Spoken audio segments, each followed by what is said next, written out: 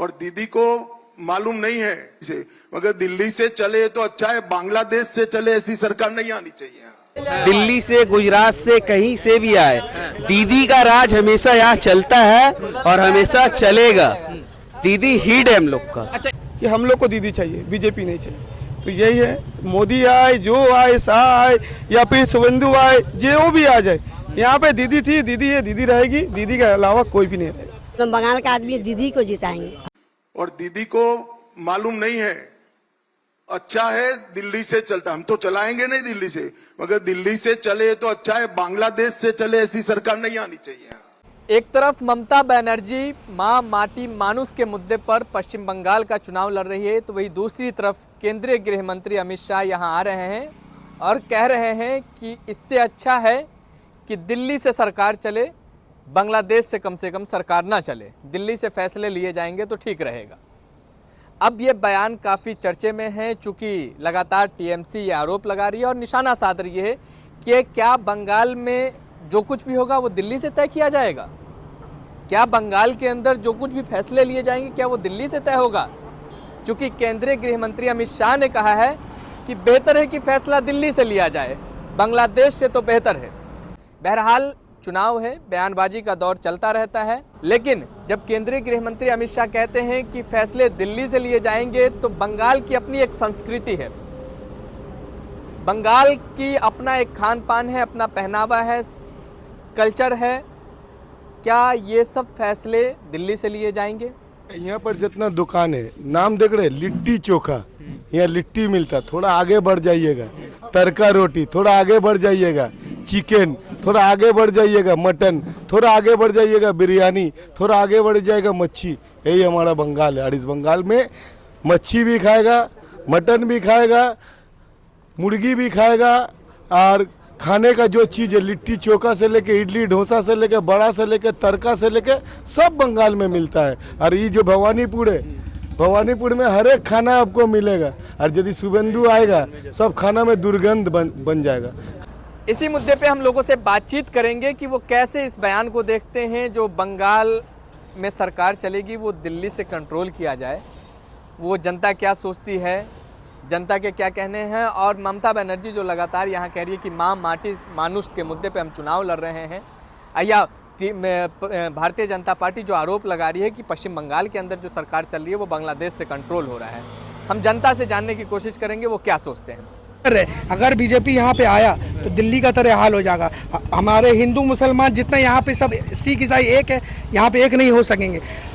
दिल्ली में जितना भी प्रॉब्लम हो रहा है सब मोदी का वजह, मोदी का सरकार, वहाँ पे जितना मोदी का सरकार चल रहा है, यहाँ पे अगर यदि मोदी आ गया तो यहाँ पे अमन जो है हम लोग का सबका मिल मिलाप सब टूट जाएगा। दीदी है, दीदी को हम लोग सपोर्ट करता है। आज देखिए दीदी युवा साथी दे रही है, कन्याश्री दे रही है। अभी मोदी इतना दिन से मोदी का सरकार चल रहा है, मोदी बोल रहा है कि हम देश का उन्नति करेंगे, तो दिल्ली में ये सब कुछ नहीं चल रहा था। आज युवा साथी का जो स्कीम चल रहा है, मोदी इतना दिन से कहा था, मोदी आज न्यूज़ में बोल रहा है युवा साथी बंद होगा और हम 2500 देंगे। तो यहाँ इतना दिन से मोदी क्यों नहीं दे रहा था, आज दीदी का देखकर मोदी बोल रहा है कि 1500 छोड़ो, हमको वोट दो, हम 2500 देंगे। तो मोदी नहीं चलेगा। अगर मोदी को यहाँ लाएंगे तो दिल्ली में, यूपी में जो हाल है यहाँ भी वही हाल होगा बंगाल में। तो बंगाल में सिर्फ ममता बनर्जी रहना चाहिए। हम लोग का अमल जितना सब कुछ है ममता बनर्जी से चलेगा, क्योंकि ममता बनर्जी है तो हम लोग सेफ है, हम लोग का माँ बहन सेफ है, चाहे हिंदू हो मुसलमान हो, सबका माँ बहन ममता बनर्जी की वजह से सेफ है यहाँ पे। नहीं तो ममता बनर्जी नहीं रहेगा। अगर दिल्ली में बीजेपी का सरकार आएगा तो यहाँ पे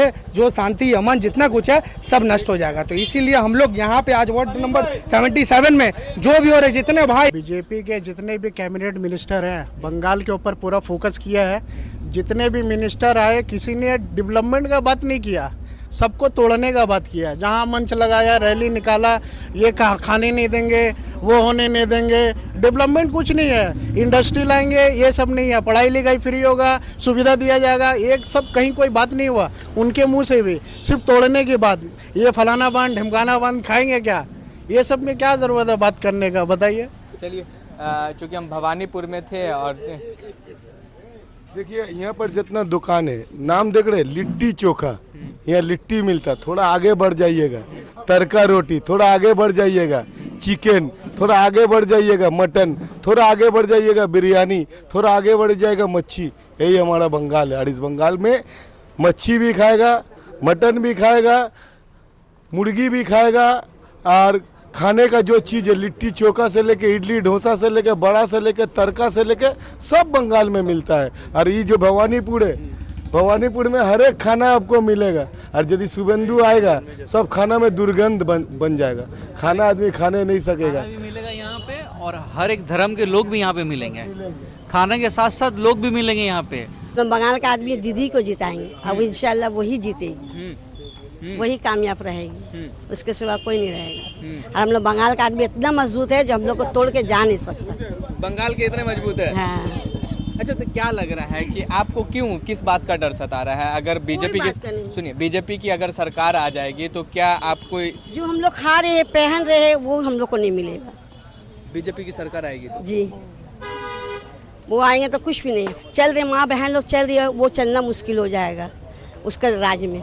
और ममता का राज में इतना है, हम लोग खा रहे पी रहे, बहन भाई जितने रात में आ रहे जा रहे, कोई ऐसा तकलीफ नहीं। तो क्या मीट मछली पे भी प्रहार होगा जिस तरीके से खा पाए? सब हम लोग जैसा अभी खा रहे उस टाइम भी वैसे ही खाएंगे। दीदी का राज चलेगा, किसी का राज बीजेपी का राज आ गया तो नहीं चलेगा, हम लोग चलने देंगे नहीं। हाँ। लोगों की बात सुनने के बाद ये समझ में आई कि पश्चिम बंगाल का जो चुनाव है वो पश्चिम बंगाल के स्थानीय मुद्दों पर लड़ा जाएगा, ना कि सरकार कहाँ से कंट्रोल हो रही है। लगातार गृह मंत्री अमित शाह घुसपैठिया का मुद्दा उठाते हैं, वो भी बिल्कुल ज़मीन पे नज़र नहीं आ रहा है।